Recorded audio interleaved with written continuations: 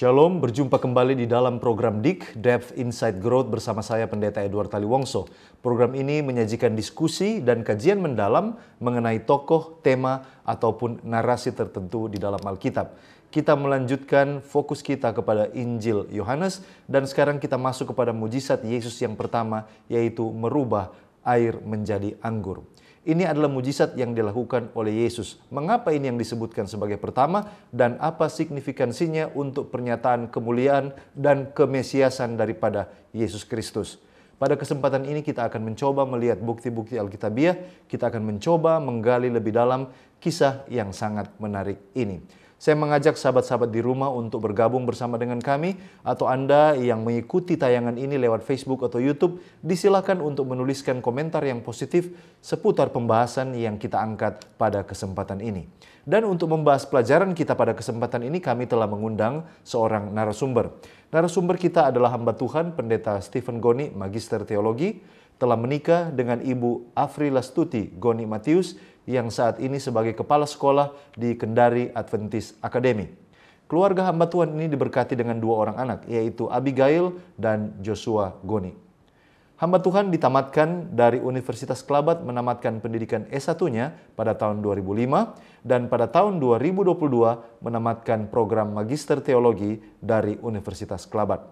Telah melayani selama bertahun-tahun sebagai pendeta jemaat mulai dari tahun 2006 sampai tahun 2023 di daerah Konferensi Sulawesi Selatan, Sulawesi Barat, dan Sulawesi Tenggara. Dan saat ini hamba Tuhan ini dipercayakan sebagai gembala jemaat Uwa Kendari dan pendeta wilayah di Sulawesi Tenggara. Dengan pengalaman dan latar belakang pendidikan dari hamba Tuhan, ini akan sangat menolong kita untuk memahami topik yang akan kita angkat pada kesempatan ini. Mari kita sapa narasumber kita. Apa kabar Pendeta Stephen Goni? Puji Tuhan, luar biasa Pendeta. Ya, terima kasih Pendeta, di tengah-tengah kesibukan pelayanan boleh menyisihkan waktu untuk melayani bersama dengan kami di Cornelius Media. Terima kasih Pendeta sudah bergabung bersama dengan kami. Baik. Ya. Dan sahabat-sahabat di rumah tetaplah bersama dengan kami, karena setelah yang satu ini kita akan kembali bersama dengan narasumber kita Pendeta Stephen Goni, tetap di program DIK, Depth Insight Growth.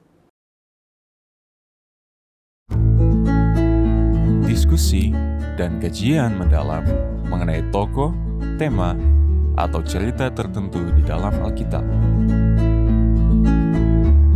Memberikan motivasi dan bimbingan untuk menggunakan metode yang tepat dalam membaca Alkitab. Selalu saksikan program Depth Insight Growth setiap hari Jumat pukul 19 waktu Indonesia Tengah di YouTube channel Cornelius Media, Bridge to the Truth.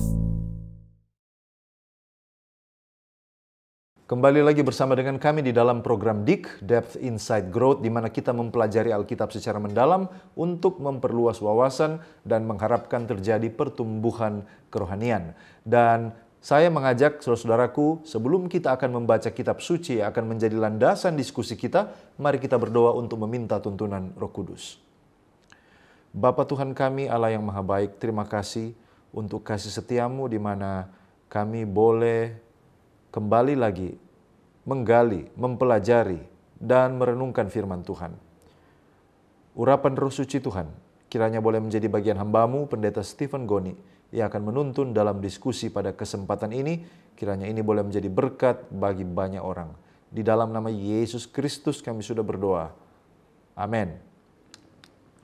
Sahabat-sahabat di rumah, kami ajak Anda untuk bergabung di dalam pembacaan firman pada kesempatan ini. Mari kita buka Alkitab kita dan membaca dari Yohanes pasal 2 ayatnya yang ke-11.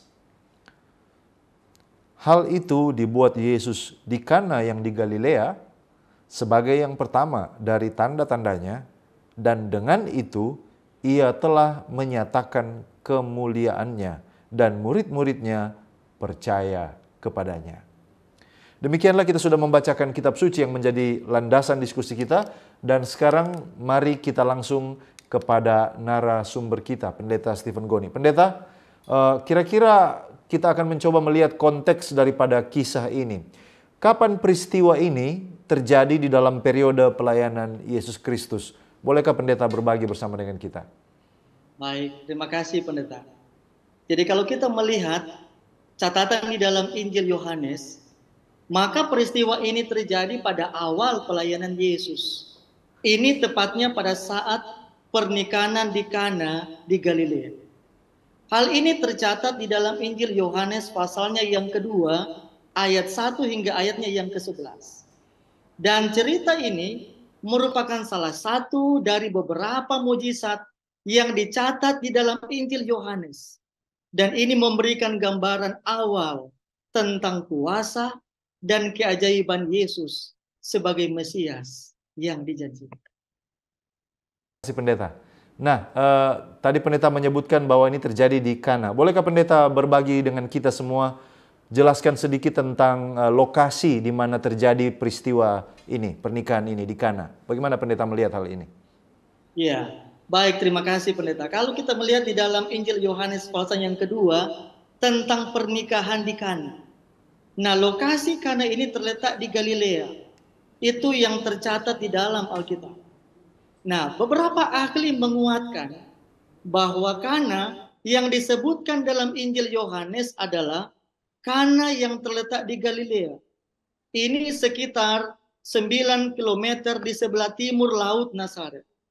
Dan pendapat ini didasarkan pada catatan dalam Injil Yohanes 21 ayat yang kedua, di mana disebutkan bahwa Kana ini terletak di dekat Tiberias. Dan Tiberias sendiri itu terletak di sebelah barat daya Galilea. Demikian pendeta tentang lokasi dari Kana ini, tempat. Ya, selanjutnya pendeta, ini adalah sebuah upacara pernikahan. Apakah ada informasi mungkin tentang siapa yang diundang, atau apakah mungkin ada informasi tentang siapa yang menikah dalam peristiwa ini? Baik, terima kasih pendeta. Kalau kita lihat di dalam Injil Yohanes 2 ayat 1, maka di dalam peristiwa di Kana ini terjadi sebuah pernikahan. Namun kalau kita lihat di dalam catatan Alkitab, itu tidak disebutkan siapa yang menikah atau siapa pengantinnya. Nah, sedangkan untuk tamu undangan juga tidak dijelaskan secara rinci dalam cerita mujizat Yesus mengubah air menjadi anggur di dalam Yohanes pasal 2. Namun di dalam kisah ini kita bisa melihat, di dalam peristiwa ini, Yesus, Ibu Yesus, bersama dengan murid-murid hadir di dalam acara pernikahan di Kana. Dan juga di sana dicatat, ada pelayan-pelayan yang bertugas di sana. Di dalam tradisi Yahudi ini, pernikahan adalah acara yang paling penting dan dianggap sebagai sebuah perayaan besar. Oleh karena itu, tidak mengherankan jika tamu undangan yang hadir di pernikahan di Kana itu sangat banyak. Oke. Ya. Baik, terima kasih pendeta. Luar biasa, ini sudah menolong mempersiapkan kita untuk masuk lebih dalam. Nah, sebelum kita akan masih terus menggali dari cerita ini, tetapi di dalam ayat 11, Yohanes 2 mengatakan bahwa ini adalah tanda yang pertama dilakukan oleh Yesus atau mujizat yang pertama. Nah, mungkin kita perlu tahu apa sebenarnya definisi dari mujizat itu. Bagaimana pendeta melihat hal ini? Apa sebenarnya mujizat itu? Baik, ini menarik sekali ini. Tentang Yesus membuat mujizat air yang biasa menjadi anggur yang luar biasa. Nah, ini kalau kita berbicara tentang mujizat, apa sebenarnya definisi dari mujizat itu? Mujizat adalah suatu kejadian atau peristiwa yang luar biasa atau di luar kebiasaan, atau yang secara normal tidak dapat dilakukan oleh manusia atau oleh mesin buatan manusia maupun oleh makhluk hidup ciptaan Tuhan. Sehingga secara meyakinkan kita dapat menyatakan bahwa mujizat itu hanya dapat dilakukan oleh Tuhan sendiri. Mungkin timbul pertanyaan, bagaimana dengan murid-murid para rasul-rasul di Perjanjian Baru? Saudara-saudara, kita dapati bahwa mujizat-mujizat yang dilakukan oleh para rasul dan pemimpin gereja di Perjanjian Baru itu timbul dari kesatuan Kristus dengan umatnya. Mujizat-mujizat itu dilakukan dalam nama Yesus. Dalam nama Yesus. Itu sebagai lanjutan dari semua yang Yesus kerjakan dan ajarkan dalam kuasa Roh Kudus yang diutus dari Bapa. Jadi kita bisa lihat di sini bahwa mujizat adalah tanda kasih karunia Tuhan dan merupakan bukti dari kekuasaan Tuhan itu sendiri. Baik, terima kasih pendeta ya. Jadi bahwa kalaupun ada rasul-rasul atau para pemimpin gereja, mereka melakukannya oleh karena Tuhan yang bekerja melalui mereka ya. Seperti yang pendeta tegaskan tadi. Selanjutnya adalah kita mau belajar sedikit tentang konteks prosesi pernikahan, upacara pernikahan di zaman Yesus. Kira-kira informasi menarik apa yang pendeta boleh bagikan kepada kita semua tentang prosesi pernikahan di zaman Yesus? Apakah ada persamaan atau mungkin perbedaan dibandingkan dengan di zaman kita sekarang? Bagaimana pendeta melihat hal ini? Baik, terima kasih pendeta. Jadi kalau kita melihat prosesi atau ritual upacara pernikahan di zaman Yesus, itu tidak jauh beda dengan ritual atau prosesi pernikahan yang sering kita lihat saat ini. Nah, ada beberapa tahapan atau ritual pernikahan yang umum dilakukan pada zaman Yesus. Ada beberapa tahapan yang saya ingin berikan kepada pemirsa saat ini. Yang pertama adalah lamaran. Jadi pada tahap ini, keluarga pengantin laki-laki akan melakukan lamaran kepada keluarga pengantin perempuan. Dan jika disetujui, maka mereka akan menentukan jadwal untuk acara pernikahan. Kemudian tahapan yang kedua adalah mempersiapkan rumah baru. Jadi sebelum pernikahan, pengantin laki-laki ini harus mempersiapkan rumah baru untuk tinggal bersama istri barunya. Dan hal ini dianggap sangat-sangat penting. Dan biasanya ini melibatkan proses pembangunan rumah yang baru atau memperbaiki rumah yang lama dari sang mempelai pria ini. Kemudian tahapan yang ketiga yaitu upacara pertunangan. Jadi upacara pertunangan ini diadakan beberapa minggu atau bulan sebelum pernikahan. Jadi pada tahap ini keluarga pengantin akan bertemu dan membahas detail dari acara pernikahan. Dan di dalam upacara pertunangan ini juga akan dibahas tentang berapa jumlah mahar dan juga ketentuan dari hukum yang harus diikuti. Kemudian ritual atau tahapan yang keempat adalah pemisahan gender. Bagaimana dengan pemisahan gender? Jadi ternyata sebelum hari pernikahan, pengantin laki-laki dan pengantin perempuan harus dipisahkan selama beberapa hari. Kenapa demikian? Ini untuk menjaga kemurnian mereka. Jadi saya tekankan di dalam pemisahan gender ini, mereka belum bisa bertemu, pengantin pria dan pengantin wanita, untuk menjaga kemurnian dari kedua mempelai ini. Jadi biasanya pengantin laki-laki akan tinggal bersama dengan keluarganya, sedangkan pengantin perempuan akan tinggal bersama dengan keluarganya. Kemudian tahap yang kelima adalah akad nikah. Akad nikah ini merupakan salah satu tahapan penting dalam pernikahan Yahudi. Nah, pada tahap ini, pengantin laki-laki akan memberikan mahar kepada pengantin perempuan. Ini sebagai mahar yang diberikan pengantin pria kepada pengantin perempuan. Ini sebagai tanda kasih sayang dan juga sebagai tanda tanggung jawabnya sebagai pengantin pria kepada pengantin perempuan ini.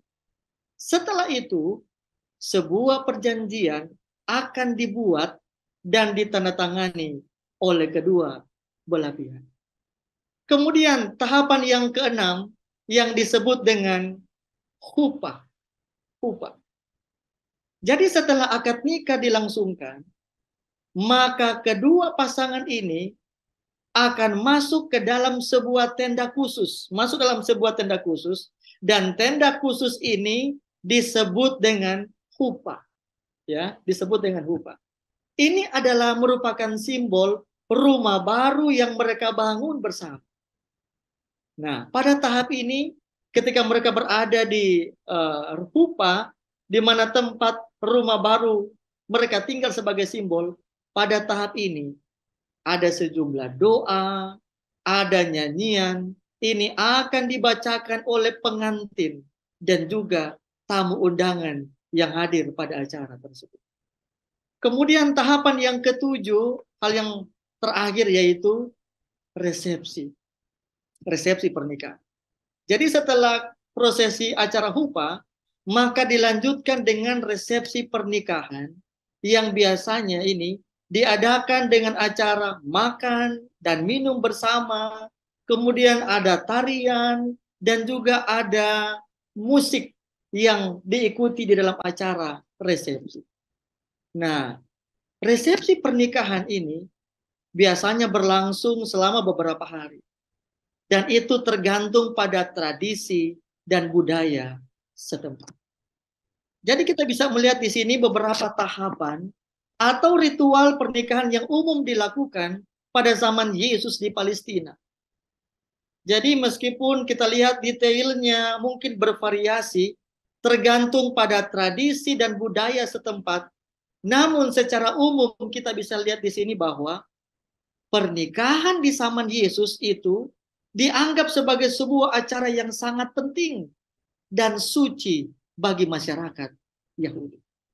Itu poin yang sangat penting sehubungan dengan prosesi dan juga ritual dalam pernikahan di zaman Yesus. Baik, baik. Terima kasih Pendeta, luar biasa. Puji Tuhan untuk jawaban yang telah kita dengar.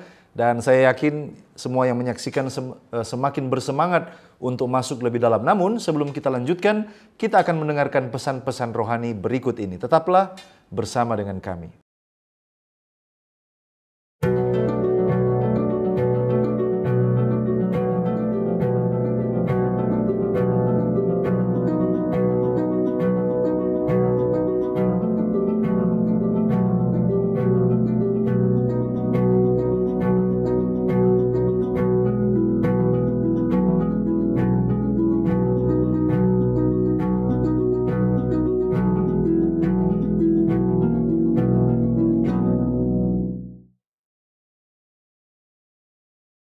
Masih di program DIK, Depth Insight Growth, di mana kita mempelajari Alkitab secara mendalam untuk memperluas wawasan dan mengharapkan terjadi pertumbuhan kerohanian.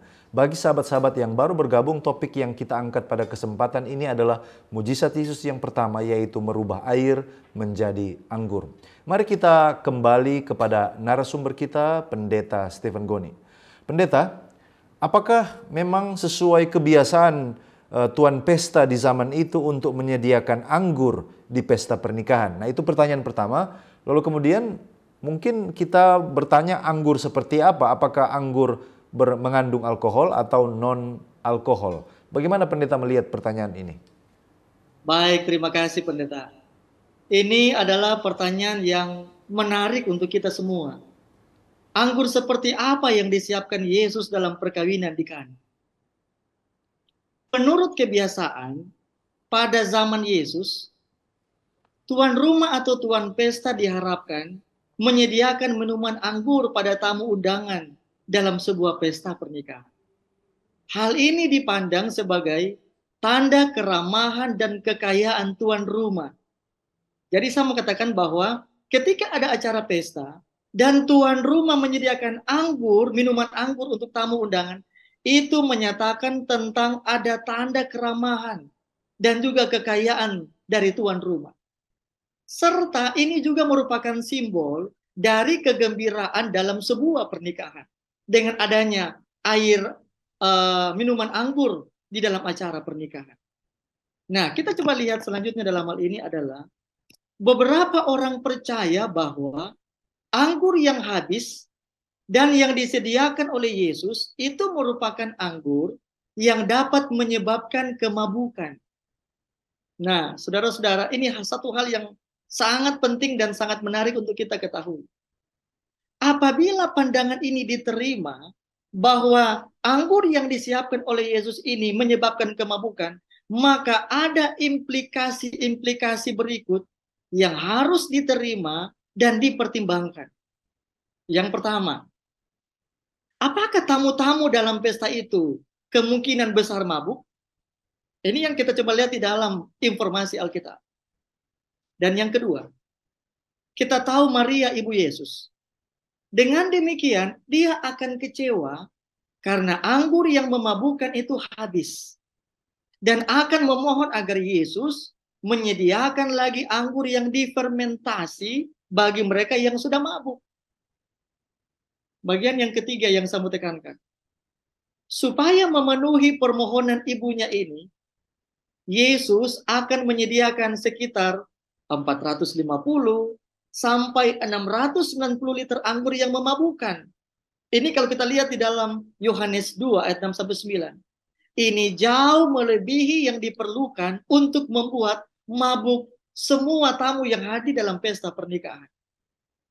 Kemudian hal yang berikutnya adalah Yesus akan menjadikan anggur yang memabukkan ini sebagai tanda ajaibnya yang pertama.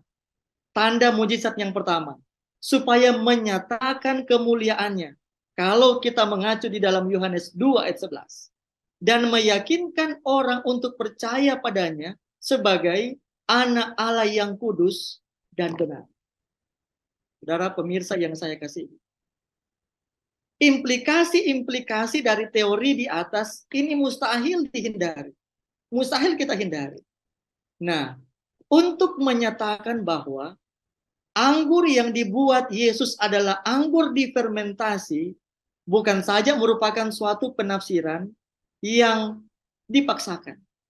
Tetapi ini bertentangan dengan prinsip moral yang tertanam dalam kesaksian seluruh Alkitab. Saudara tahu, di dalam Alkitab kita bisa melihat tentang sifat dari Allah itu bagaimana.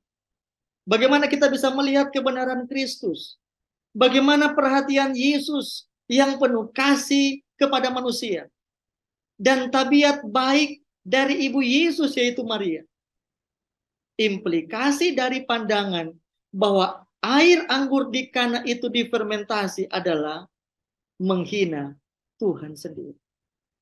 Kemudian yang berikutnya, penafsiran yang meliputi penyataan dan kontradiksi seperti itu tidak dapat diterima. Kenapa demikian?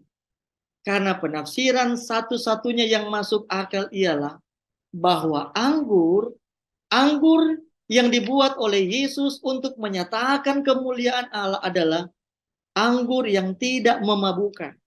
Kembali saya tekankan. Anggur yang dibuat oleh Yesus untuk menyatakan kemuliaannya adalah anggur yang tidak memabukkan, yaitu sari anggur murni. Sari anggur murni itu yang dibuat oleh Yesus. Nah, selanjutnya, anggur yang disediakan oleh pemimpin pesta pernikahan itu tampaknya juga merupakan anggur yang tidak difermentasi.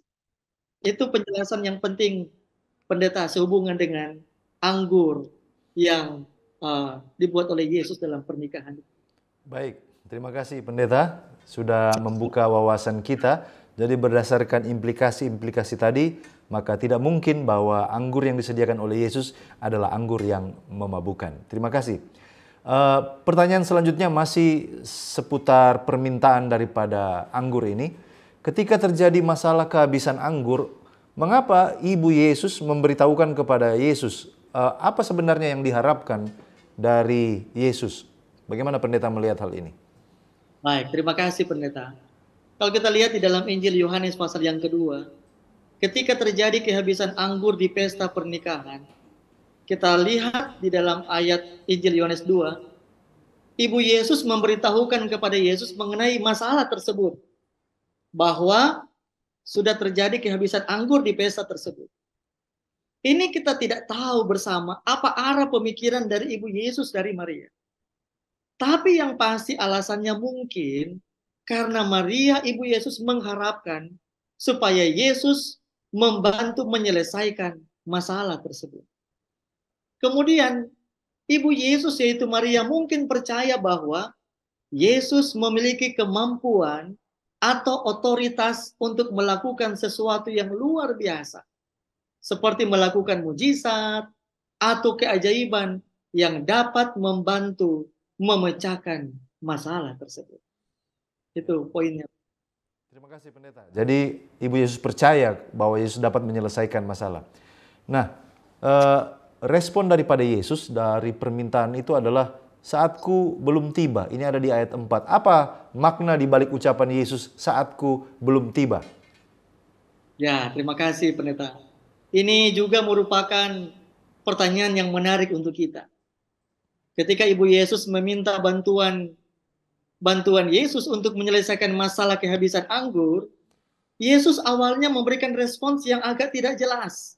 Kalau kita lihat di dalam Yohanes 2 ayat 4 dikatakan, kata Yesus, "Mau apakah engkau daripadaku, Ibu? Saatku belum tiba." Nah, ucapan Yesus ini seringkali menjadi subjek interpretasi dan diskusi dalam teologi Kristen. Namun kalau kita lihat, para ahli dan pengkaji Alkitab umumnya sepakat bahwa ucapan waktunya belum tiba. Jadi saya menggarisbawahi sehubungan dengan para ahli dan pengkaji Alkitab sepakat bahwa ucapan waktuku belum tiba dalam konteks kisah mujizat ini mengacu pada fakta bahwa Yesus belum siap untuk mengungkapkan identitasnya dan melakukan mujizat dengan cara yang terbuka. Hal ini juga berkaitan dengan kebiasaan Yesus dalam melakukan mujizat secara hati-hati dan hanya ketika dibutuhkan. Nah, Yesus dalam hal ini tidak ingin tergesa-gesa atau melakukan mujizat hanya untuk memenuhi permintaan seseorang. Jadi kalau diminta, baru Yesus melakukan mujizat. Tidak demikian. Selain itu, beberapa ahli juga mengaitkan ucapan Yesus ini dengan pernyataan bahwa kehidupan Yesus terikat dengan rencana dan waktu yang ditetapkan oleh Allah. Yesus adalah anak Allah yang datang ke dunia untuk memenuhi misinya. Kita harus ingat, Yesus punya misi ketika dia berada di dunia ini. Dan seluruh kehidupannya disesuaikan dengan rencana Allah. Jadi dalam konteks ini, ucapan waktuku belum tiba juga bisa diartikan sebagai pengakuan bahwa Yesus bertindak berdasarkan kehendak dan waktu Allah, bukan kehendak manusia. Kembali saya tekankan bahwa Yesus bertindak berdasarkan kehendak dan waktu Allah, bukan kehendak manusia. Itu poinnya, Pendeta. Baik. Ya, terima kasih Pendeta. Dan adalah satu lagi kata-kata dari Ibu Yesus yang menarik untuk kita bahas, yaitu setelah mendengar itu, mengapa Ibu Yesus justru berkata kepada pelayan-pelayan, apa yang dikatakan kepadamu, buatlah itu. Nah, terkesan sepertinya ini memaksa Yesus untuk berbuat sesuatu. Apakah ini kesan yang ingin ditimbulkan dari perintah Ibu Yesus kepada para pelayan itu? Bagaimana Pendeta melihat hal ini? Ya, baik. Terima kasih, Pendeta. Jadi ketika Ibu Yesus berkata kepada pelayan-pelayan dalam ayat yang kelima, apa yang dikatakan kepadamu, buatlah itu. Jadi itu tidaklah berarti Ibu Yesus memaksa Yesus untuk melakukan sesuatu yang tidak dikehendakinya. Sebaliknya, hal ini mungkin menunjukkan bahwa Ibu Yesus, yaitu Maria, memiliki kepercayaan dan keyakinan yang besar terhadap kemampuan Yesus. Kita tidak mengetahui dengan pasti apa yang ada dalam pikiran Ibu Yesus ketika dia berkata seperti itu. Namun ini poinnya. Kemungkinan besar dia ingin mengatakan kepada pelayan-pelayan bahwa Yesus akan dapat menyelesaikan masalah kehabisan anggur tersebut. Ibu Yesus mungkin juga tahu bahwa Yesus adalah anak Allah yang memiliki kemampuan untuk melakukan mujizat. Dan dia percaya bahwa Yesus akan dapat menyelesaikan masalah tersebut. Nah, ketika Ibu Yesus berkata seperti itu bisa diartikan sebagai suatu bentuk kepercayaan dan keyakinan yang besar terhadap Yesus. Ini luar biasanya dari Maria Ibu Yesus ini. Bagaimana kepercayaan dan keyakinan yang besar kepada Yesus yang ditunjukkan oleh Maria. Dia tidak memaksa Yesus untuk melakukan apapun, tetapi hanya menunjukkan kepercayaan bahwa Yesus akan dapat menyelesaikan masalah tersebut. Nah, dalam kisah ini kita lihat Yesus akhirnya melakukan mujizat dengan mengubah air menjadi anggur yang sangat baik rasa, dan berkualitas tinggi. Dan ini menunjukkan kemampuan Yesus sebagai anak. Ya, baik, terima kasih Pendeta, luar biasa sekali. Ini saya percaya sangat membuka wawasan kita untuk memahami cerita yang mungkin sudah banyak sekali kita baca, tetapi dengan diskusi ini membuka cakrawala berpikir kita. Terima kasih Pendeta, dan sahabat-sahabat di rumah, masih ada lagi satu segmen terakhir, kita akan menggali lebih dalam dari kisah pernikahan di Kana ini, di mana Yesus merubah air menjadi anggur. Oleh karena itu, jangan kemana-mana, tetaplah bersama dengan kami.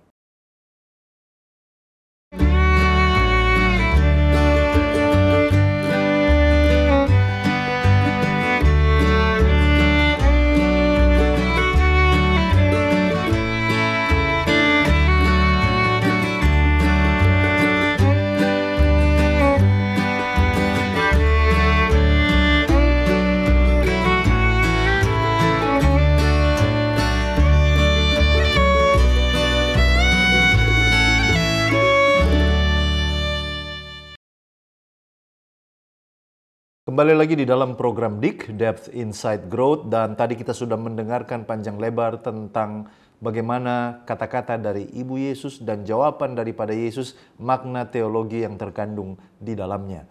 Sekarang mari kita mulai melihat kepada aplikasi-aplikasi atau mungkin dampak dari ucapan Yesus Kristus. Pendeta Stephen Goni, apa sebenarnya manfaat mujizat yang dilakukan oleh Yesus ini bagi dia secara pribadi dan juga kepada murid-muridnya? Bagaimana Pendeta melihat hal ini? Baik, terima kasih Pendeta. Pemirsa Cornelius Media yang saya kasih dalam Tuhan Yesus, mujizat yang dilakukan oleh Yesus di pernikahan di Kana itu memiliki beberapa manfaat bagi dirinya dan juga bagi murid-murid. Ada beberapa manfaat yang saya dapati di sana. Yang pertama adalah mujizat ini menguatkan iman dari murid-murid Yesus. Jadi ketika mujizat perubahan air menjadi anggur ini merupakan mujizat pertama yang dilakukan oleh Yesus di depan murid-murid, maka ini membuat iman murid-murid meningkat kepada Yesus. Kemudian yang kedua, mujizat ini menegaskan otoritas Yesus sebagai anak Allah. Jadi dalam pernikahan di Kana, Yesus menunjukkan kuasanya sebagai anak Allah. Sebagai anak Allah dengan mengubah air menjadi anggur. Dan tindakan dari Yesus ini menegaskan otoritas Yesus sebagai anak Allah yang memiliki kuasa untuk melakukan mujizat. Kemudian manfaat mujizat yang ketiga ini kita dapati bahwa mujizat ini memperlihatkan tentang kemurahan dan kebaikan Yesus. Bagaimana ketika dia melihat Tuan Petra sangat kesulitan ketika sudah kehabisan anggur.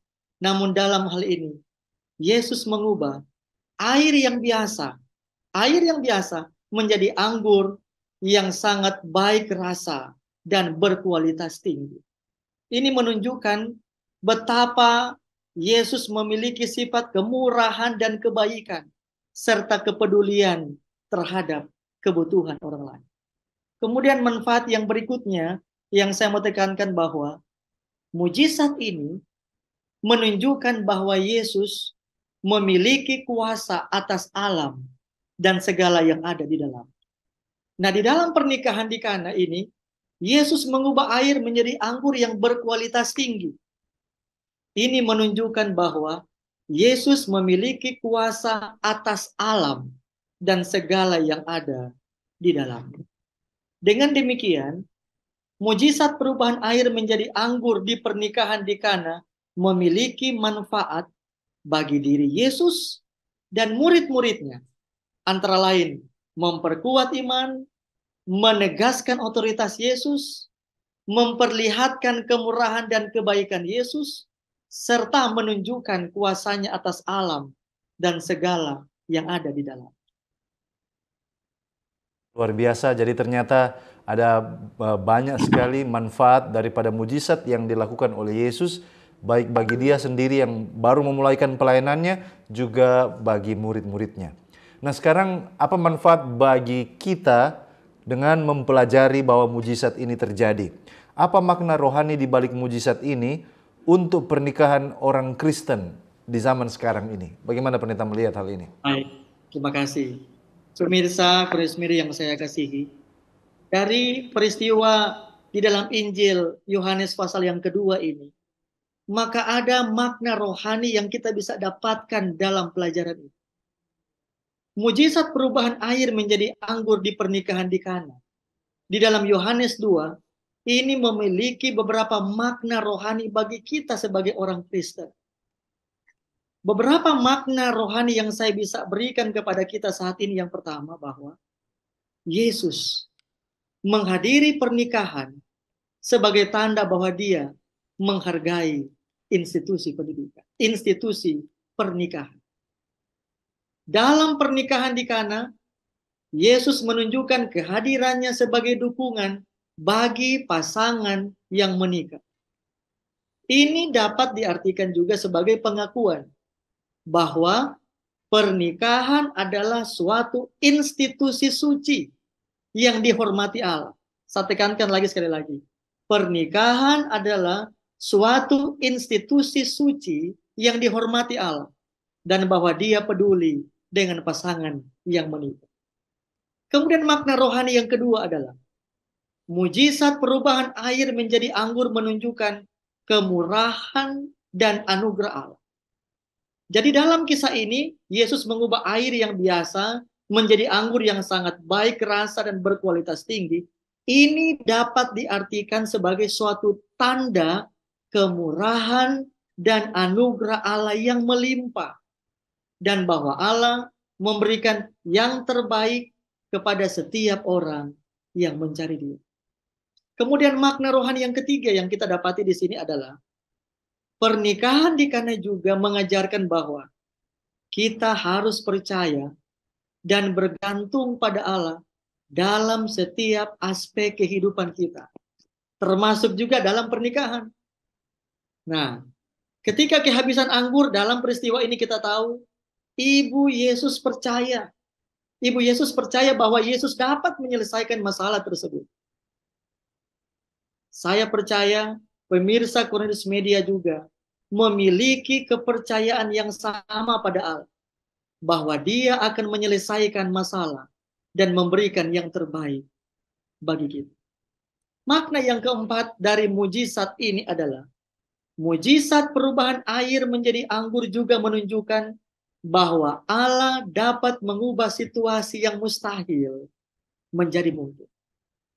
Jadi dalam kisah ini air diubah menjadi anggur oleh kuasa Allah. Ini dapat diartikan bahwa Allah dapat mengubah situasi yang mustahil menjadi mungkin. Dan bahwa Allah memiliki kuasa untuk melakukan mujizat di dalam hidup kita.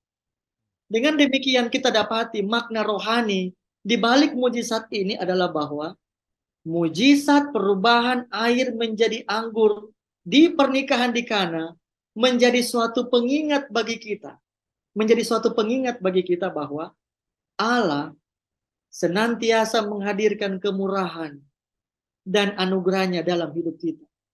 Serta mengajarkan kita untuk percaya dan bergantung kepada Tuhan dalam setiap aspek kehidupan kita. Termasuk juga di dalam pernikahan. Amin. Amin. Terima kasih pendeta, luar biasa pelajaran-pelajaran aplikasi untuk pernikahan orang Kristen di zaman modern ini. Nah, bolehkah pendeta berbagi kalau ada tulisan inspirasi tentang mujizat yang pertama ini yang mungkin boleh kita bawa pulang menjadi bekal bagi kita? Baik, terima kasih pendeta. Saya ambil di dalam buku Desire of Ages halaman 149. Di sana memberikan nasihat sehubungan dengan mujizat yang pertama di Kana. Di sana dicatatkan bahwa pemberian Kristus pada pesta pernikahan adalah sebuah simbol. Air melambangkan baptisan ke dalam kematiannya. Sedangkan anggur pencurahan darahnya untuk dosa-dosa dunia. Air untuk mengisi kendi-kendi itu dibawa oleh tangan manusia. Tetapi firman Kristus saja yang dapat memberikan kebajikan yang memberi kehidupan. Begitu juga dengan ritual-ritual yang menunjuk pada kematian juru selamat. Hanya dengan kuasa Kristus yang bekerja melalui iman, mereka memiliki keampuhan untuk menyehatkan jiwa. Baik, terima kasih Pendeta, luar biasa kutipan tadi.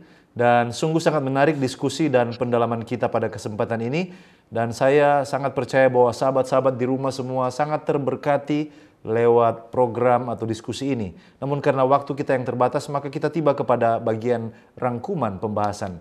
Bolehkah hamba Tuhan, Pendeta Stephen Goni, sebagai kesimpulan atau closing statement, memberikan manfaat-manfaat rohani kesimpulan dari diskusi kita pada kesempatan ini? Disilakan. Baik, terima kasih Pendeta Edward. Pemirsa Cornelis Media yang saya kasihi. Allah yang kita sembah adalah Allah yang maha kuasa. Dan Allah yang sanggup mengendalikan segala sesuatu. Allah yang kita sembah adalah Allah yang begitu peduli. Dan Allah yang kita sembah adalah Allah yang selalu memberikan kita solusi. Allah yang selalu ada bersama kita dalam situasi yang sulit sekalipun. Dan kita perlu berdiri seperti Ibu Yesus yang tetap percaya bahwa Yesus bisa menyelesaikan masalah. Sehingga mujizat itu boleh nyata terjadi di dalam hidup kita. Jangan pernah kecewa apalagi meragukan Tuhan di dalam hidup ini. Tetap percaya, tetap setia, tetap bergantung padanya dalam setiap aspek kehidupan kita. Dan yakinlah bahwa Ia akan memberikan yang terbaik di dalam hidup kita, asalkan kita tetap yakin sepenuhnya akan pimpinan Tuhan di dalam hidup kita. Amin. Tuhan memberkati kita. Terima kasih Pendeta, dan bolehkah Pendeta Stephen Goni mendoakan sahabat-sahabat yang menyaksikan tayangan ini dan juga doakan diskusi kita. Disilakan Pendeta. Baik, mari kita bersatu di dalam doa. Bapa di sorga, kami memuji memuliakan Tuhan untuk diskusi pendalaman Alkitab yang kami boleh pelajari di dalam Injil Yohanes pasal 2 ayat 1 hingga ayatnya yang ke-11. Kami butuh tuntunan kuasa Roh Kudus untuk menuntun kehidupan kami, agar diskusi pendalaman Alkitab yang kami sudah ikuti bersama pada saat ini dapat menuntun kehidupan kami, untuk kami tetap percaya sepenuhnya kepada Tuhan Yesus sebagai penolong dan juru selamat di dalam kehidupan kami. Saat ini hamba-Mu berdoa untuk sahabat-sahabat, pemirsa Cornelis Media yang menyaksikan tayangan ini. Di mana saja mereka berada, hamba-Mu berdoa. Kiranya Tuhan memberkati kehidupan mereka, baik secara pribadi dan keluarga. Tuhan terus menolong mereka, memberkati kehidupan mereka. Sekiranya mereka memiliki pergumulan, Tuhan selalu memberikan kekuatan dan jalan keluar. Dan Tuhan juga menunjukkan kuasa keajaiban di dalam kehidupan mereka. Dan nama Tuhan yang selalu ditinggikan. Hamba-Mu juga berdoa saat ini buat Cornelis Media sebagai sarana di dalam memberitakan firman Tuhan yang begitu indah. Tuhan selalu memberkati agar melalui Cornelius Media ini memberikan manfaat bagi banyak orang untuk lebih mengenal akan kebenaran dari Tuhan Yesus. Terpujilah nama-Mu ya Allah ya Tuhan kami. Kami persembahkan doa ini dan mengucap syukur hanya di dalam nama Tuhan Yesus, nama yang indah dan berkuasa, yang telah menjadi Tuhan dan Juru Selamat kami yang hidup. Amin. Amin. Puji Tuhan untuk pembahasan topik yang sangat menarik pada kesempatan ini, dan saya mengucapkan terima kasih kepada narasumber kita, Pendeta Stephen Goni, yang sudah membagikan berkat rohani bagi kita semua. Tuhan Yesus memberkati Pendeta bersama dengan keluarga dalam pelayanan di Kendari. Dan sahabat-sahabat yang berada di rumah yang tetap setia bersama dengan kami sampai saat ini, bahkan sahabat Hope Channel Indonesia yang terus menyaksikan program-program dari Cornelius Media, kita percaya kita akan bertumbuh bersama di dalam pengetahuan akan firman Tuhan. Dan kalau Anda telah diberkati lewat pelayanan media ini, berkenan kiranya saudara untuk like, follow, atau subscribe akun media sosial kami dan bagikan link tayangan ini kepada orang-orang terkasih. Sahabat-sahabat di rumah, demikianlah perjumpaan kita pada kesempatan ini. Kita akan jumpa kembali pada episode yang mendatang. Saya Pendeta Edward Taliwongso dan kru yang bertugas undur diri. Shalom.